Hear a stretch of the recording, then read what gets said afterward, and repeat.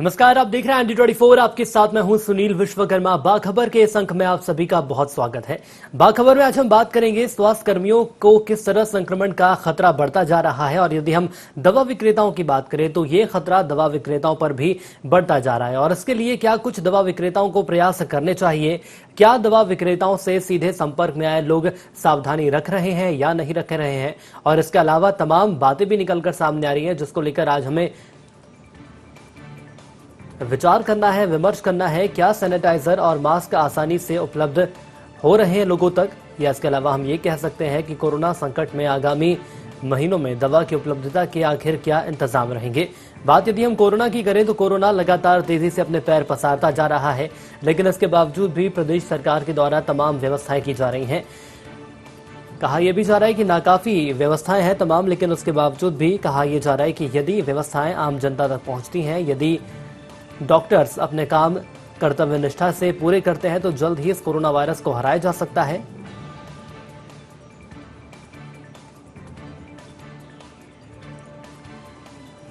तो तमाम सवालात हैं और तमाम सवालात के जवाब आज हम लेंगे। हमारे साथ ग्रुप एडिटर राघवेंद्र सिंह जी जुड़ चुके हैं। राघवेंद्र सर, आपसे समझना चाहेंगे क्या कुछ आगे व्यवस्थाएं रह सकती हैं, और ये कार्यक्रम अब आपके हवाले, आगे इस कार्यक्रम को ले जाएं और जो तमाम सवाल जिनके जवाब आम जनता जानना चाहती है वो उन तक पहुंचाएं। बहुत बहुत धन्यवाद सुनील जी। बाखबर में एक बार फिर दर्शकों का बहुत बहुत स्वागत है। हम लगातार बाखबर के जरिए लोगों को कोरोना वायरस के बारे में बाखबर कर रहे हैं। आज उसी सिलसिले में आज हम बात करेंगे। अगर हम डॉक्टर्स की बात करते हैं, हेल्थ पैरामेडिकल हेल्थ स्टाफ की बात करते हैं, तो आज हम उस सिलसिले में ये बात भी कर रहे हैं कि जो मेडिकल स्टोर्स हैं, जो मेडिकल के थोक बाजार हैं, वो आखिर किस तरह की दिक्कतों से दो चार हो रहे हैं। दवाओं की तंगी नहीं है, लेकिन दवाओं के वितरण में समय की कमी है, जो कोरोना वायरस के लॉकडाउन के चलते हो रहा है। हम बहुत सारी बातें करेंगे कि आखिर जो फुटकर विक्रेता है मेडिकल के, वो किन चीजों से जूझ रहे हैं, और जो थोक दवा विक्रेता है उनके पास समय की जो तंगी है उस हिसाब से वो कैसे अपने टाइम को मैनेज कर रहे हैं। हम बात करेंगे विस्तार से। हमारे साथ चर्चा करने के लिए मौजूद है टेलीफोन लाइन पर थोक विक्रेता संघ के भारतीय राष्ट्रीय संघ के संयोजक वीरेंद्र जैन जी। वीरेंद्र जी, आपका बहुत बहुत स्वागत है।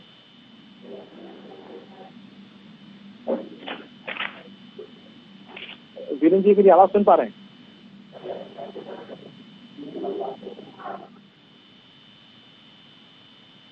सर, वीरेंद्र जी की आवाज हमें स्पष्ट सुनाई नहीं पड़ रही है, लेकिन हमारे साथ टेलीफोन लाइन पर राजनीतिक कार्यकर्ता संजय खुशी भी जुड़े हैं। संजय जी, आपका बहुत बहुत स्वागत है।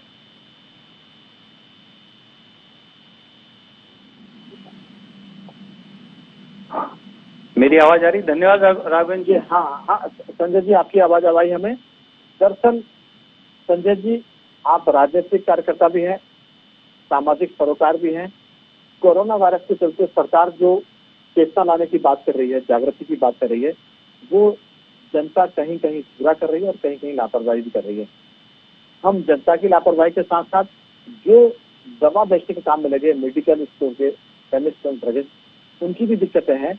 हम आपके साथ बातचीत के दौरान पूछेंगे जरूर वीरेंद्र जैन जी से कि आखिर जो थोक विक्रेता है उनके पास दवा को देने का सिर्फ 5-6 घंटे का टाइम होता है। उस 5-6 घंटे के वक्त में जो थोक विक्रेता है, होलसेलर है, वो अपने रिटेलर को दवा भी देते हैं। उसमें भोपाल के भी दुकानदार उनके पास आते हैं और भोपाल से बाहर से भी। संजय जी, इस दिक्कत को आप किस ढंग से देखते हैं? आखिर मुश्किल काम है ये?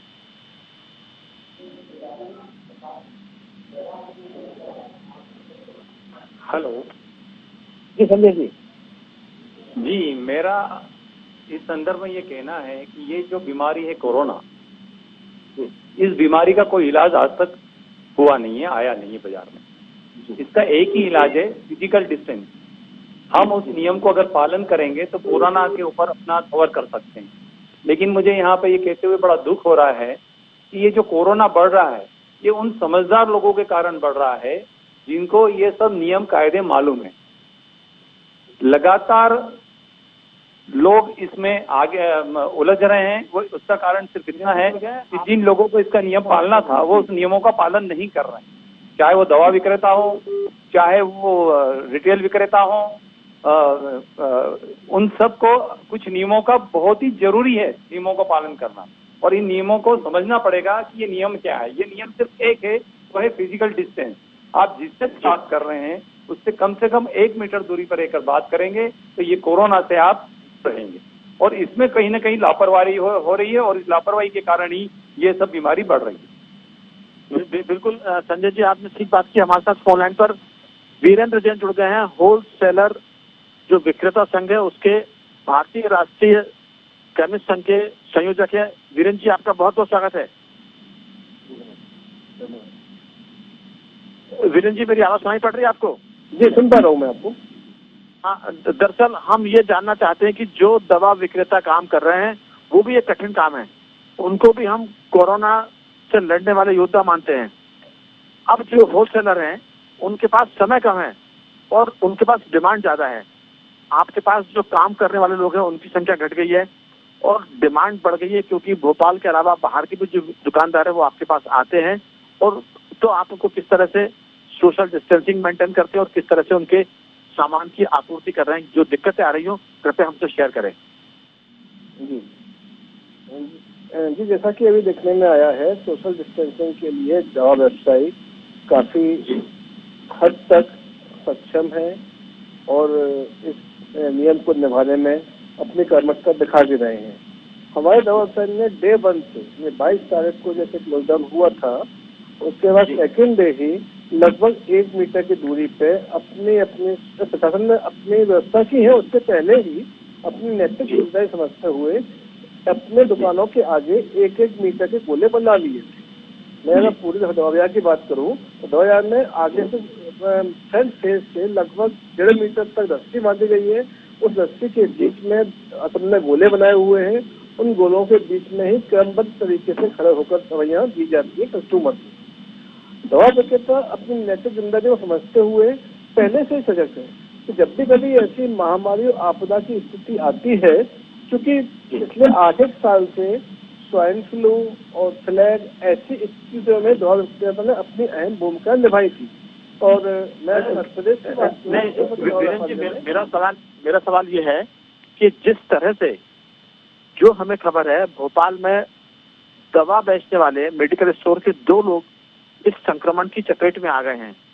इसके चलते लोगों में चिंता है और आप इस चिंता को किस ढंग से देखते हैं? लोगों को और क्या क्या एहतियात बरतने चाहिए जो मेडिकल स्टोर चला रहे हैं? जनरली जो एक बड़ा लोड जो आ रहा है समय के अभाव का, क्योंकि 6 घंटे का समय डिसाइड किया गया है इस व्यापार को खोलने के लिए, तो 6 घंटे में वो अपना सिर्फ क्रय विक्रय में निकल जाता है। हाँ, उन्हें उसको जो 2-3 दवा व्यक्ति संक्रमित हुए हैं उसका माध्यम सोशल डिस्टेंस तो कम से कम नहीं है। बहुत बड़ा कारण हमारे से बन रहा है, क्योंकि क्रय विक्रय करते वक्त नोटों का आदान प्रदान वो एक बड़ा माध्यम बन रहा है। किस तरीके से इसको सुलभ बनाया जाए, हालांकि काफी हद तक कोशिश कर रहे हैं दवा व्यवसायी। जो भी कैश के रूप में मुद्राएं लेते हैं कैश बॉक्स में डाल रहे हैं, उनको सैनिटाइज भी कर रहे हैं और 12 घंटे बाद 14 घंटे बाद छूना है, 24 घंटे बाद छूना, उनको ऐसा कोशिश की जा रही है। लेकिन उसके बाद भी व्यवसायी संक्रमित हो रहे हैं, उसका सोर्सेज अभी क्लियर नहीं है। किस सोर्सेज से क्लियर हो रहे हैं, संक्रमित हो रहे हैं, वो शायद अभी इतने बड़े दवा में पूरे प्रदेश भर में ऐसे 8,500 है। भोपाल में अगर अपन 2700-2800 केमिस्ट हैं, तो 2 केमिस्टों का संक्रमित होना ये एक दुखद तो है ही, साथ में सजगता भी है। मैं लौटता हूँ, ये बड़ी समस्या है कि जो दुकानदार दवा बेचते हैं जब वो पेमेंट लेते हैं, क्योंकि नगद भुगतान जब होता है तो नोट में भी वायरस होते हैं और उसके चलते संकट है कि वो कहीं उसके शिकार न हो जाए। क्योंकि संजय खोजे जी सामाजिक सरोकार से जुड़े भी हैं, राजनीतिक कार्यकर्ता भी हैं, उनसे पूछते संजय जी, ये बड़ा मसला है नकद भुगतान का। इसके चक्कर में दवा बेचने वाले जो विक्रेता हैं, या हम बात करें कि जो पेट्रोल पंप चलाते हैं उसके जो पेट्रोल का जो भुगतान करते हैं, या खरीदी बिक्री से जुड़े किराना के जो व्यापारी हैं, वो कहीं ना कहीं इसके शिकार होने की चपेट में ज्यादा आ जाते हैं, उनकी आशंका जाती है। इससे क्या बचाव सकता है? कोई उपाय है क्या संजय जी?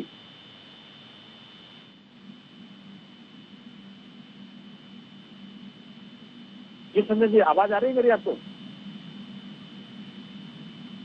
हाँ, हमारा उनसे संपर्क टूट गया। सामाजिक कार्यकर्ता कमल राठी हमसे जुड़ गए हैं। कमल जी, आपका बहुत बहुत स्वागत है।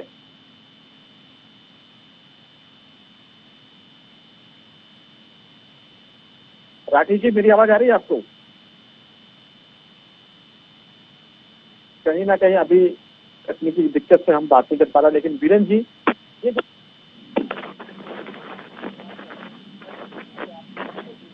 चलेगा, आप उसको सैनिटाइज कर रहे हैं, 24 घंटे बाद जो उसकी अवधि है तब आप उसको उठाते हैं, लेकिन फिर भी ये नोटों के छूने का, रुपए के छूने का जो खतरा है वो लगातार बना हुआ है।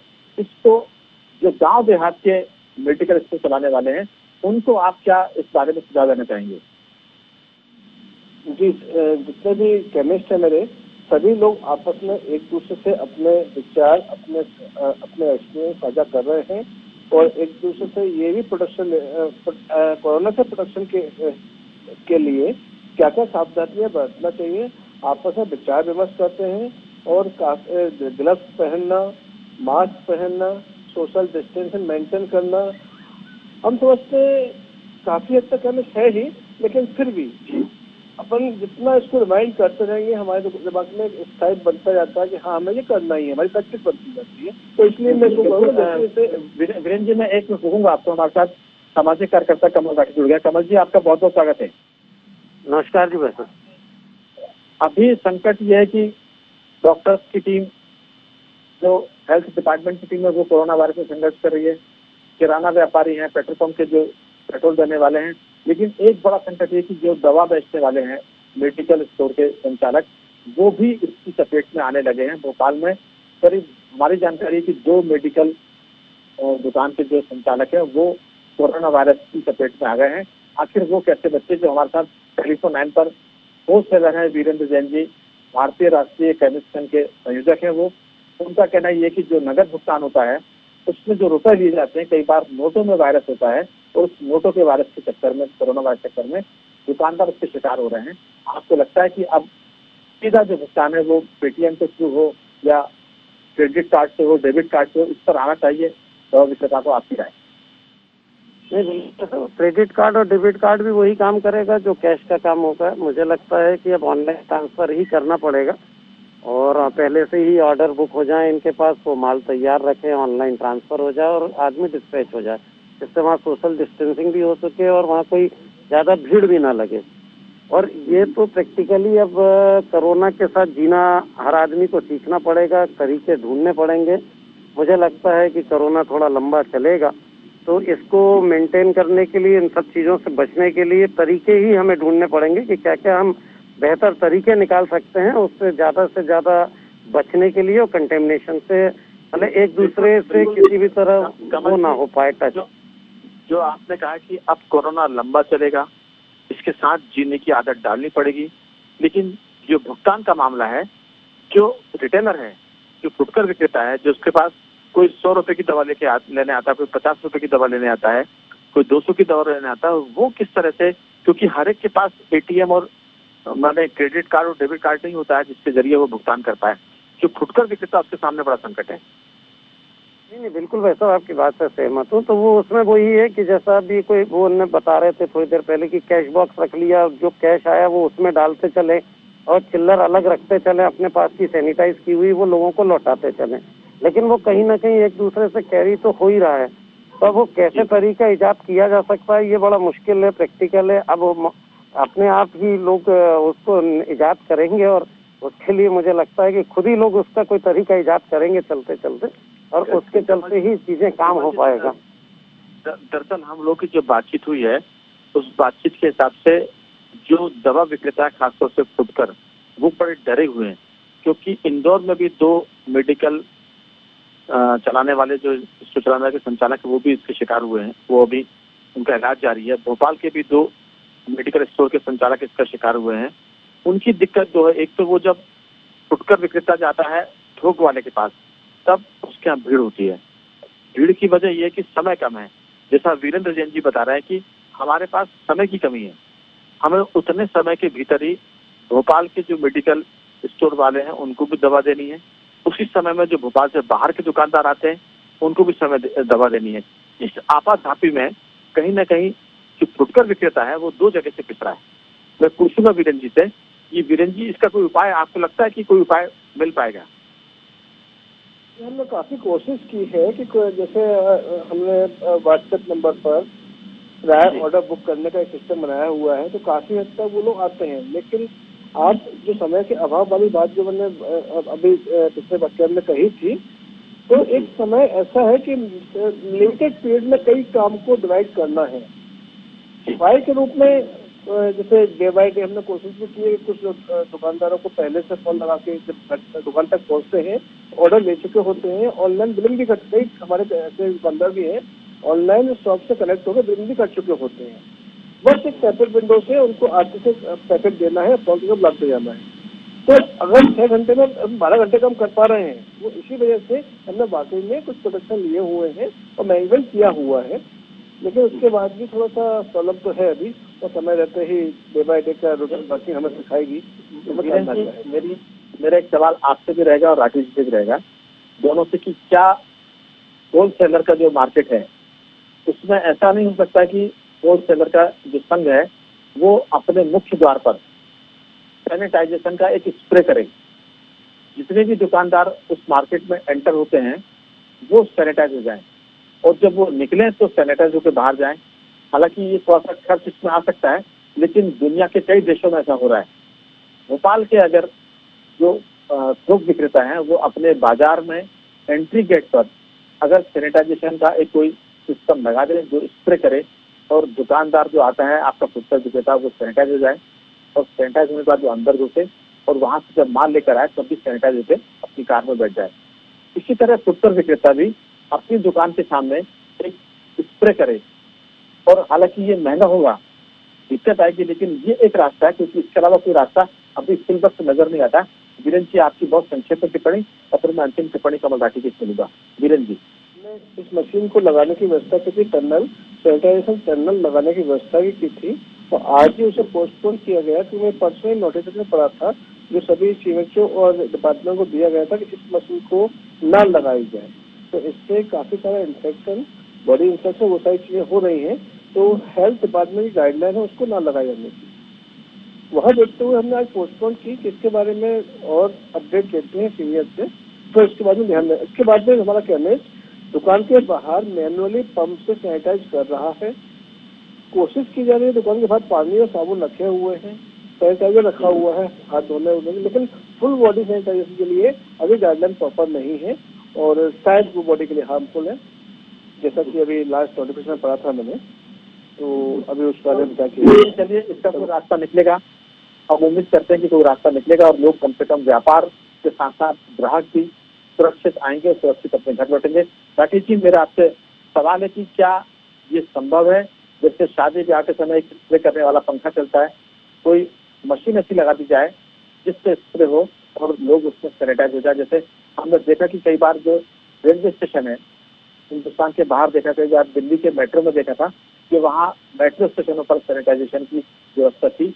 ऐसी कोई व्यवस्था दुकानों पर, मार्केट में हो सकती है क्या? आपकी अंतिम राय बहुत संक्षेप में। नहीं, वैसे तो उसके लिए केंद्र सरकार की गाइडलाइन आ गई है कि वो नहीं किया जा सकता, क्योंकि उससे अन्य काफी तकलीफें शरीर को हो रही हैं।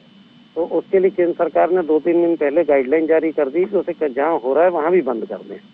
अच्छा, तो वो प्रैक्टिकली नहीं है, और मेरे ख्याल से होलसेल और रिटेलर के बीच तो कोई कड़ी आराम से बन सकती है। रिटेलर के साथ जरूर बहुत ज्यादा दिक्कत है कि उससे कस्टमर से 1-to-1 डील करना है। होलसेलर और रिटेलर के बीच तो वो ऑनलाइन पेमेंट और माल पहले से ही ऑर्डर कर दिया और पन्नी उठा के लाना, तो मुझे लगता है कि वो तो एक बार मैनेज बहुत आसान है। लेकिन एक रिटेलर के साथ मैनेज करना, आम आदमी को चूंकि उसे डील करना है, तो उसको थोड़ी दिक्कत का विषय है। समझ जी, कोई ना कोई रास्ता निकलेगा, निकालना पड़ेगा, क्योंकि अगर नहीं निकालेंगे तो मुश्किल जो वक्त है वो और ज्यादा मुश्किल होगा। आपने पहले कहा कि इसके साथ जीना पड़ेगा, क्योंकि कोरोना वायरस लंबा चलेगा। वीरेंद्र जी, आपने एंटी-24 पर चर्चा की, आपका बहुत बहुत धन्यवाद। राकेश जी, आपको भी बहुत बहुत धन्यवाद कि आपने हमसे बातचीत की। हम दर्शकों को बता दें कि कोरोना वायरस का जो सफर है ये इस साल के आखिर तक चल सकता है, इसलिए आप ये ना माने कि 2-3 मई को ये मामला खत्म हो जाएगा, अभी लॉकडाउन चलेगा लंबा, ऐसे संकेत मिले हैं। आपको सतर्क रहना है, हर दिन आपकी सतर्कता बढ़ेगी, तभी आप बच पाएंगे। अब हम आ रहे हैं बाखबर के संग समेट कर कहानी की तरफ। आपको बताएंगे कहानी में सुनील विश्वकर्मा जी की किस तरह से प्लाज्मा के जरिए आपको बीमारी से बचाने के लिए लोग कोशिश कर रहे हैं। अब अगली कहानी की बातचीत सुरेंद्र चौहान जी के पास। बिल्कुल सर, तमाम आपने अमूल्य जानकारी हमारे साथ साझा करी, इसके लिए आपका बहुत बहुत धन्यवाद। और आइए अब इस कार्यक्रम के खास अंक को हम आगे बढ़ाएंगे। प्लाज्मा तकनीक और कोरोना वायरस को लेकर आज हम बातचीत करने वाले हैं। प्लाज्मा तकनीक कोरोना से लड़ने में सहायक है। प्लाज्मा तकनीक में एंटीबॉडी का किया जा रहा है इस्तेमाल। आपको बता दें कि संक्रमण के खिलाफ शरीर में एंटीबॉडी तभी बनता है जब वह शरीर पहले संक्रमण की चपेट में आ चुका हो। जो मरीज संक्रमण से ठीक हो चुका है उसके शरीर में एंटीबॉडी बनाता है। और वहीं डॉक्टर्स की यदि हम बात करें तो एंटीबॉडी शरीर से निकालकर दूसरे बीमार मरीज में डाल देते हैं। मरीज पर इसका असर होता है और वायरस कमजोर होने लगता है। इससे मरीज के ठीक होने की संभावना ज्यादा बढ़ जाती है। बात यदि हम बॉलीवुड स्टार्स की करें तो बॉलीवुड स्टार्स भी कोरोना सर्वाइवर से ब्लड डोनेट करने की अपील कर रहे हैं।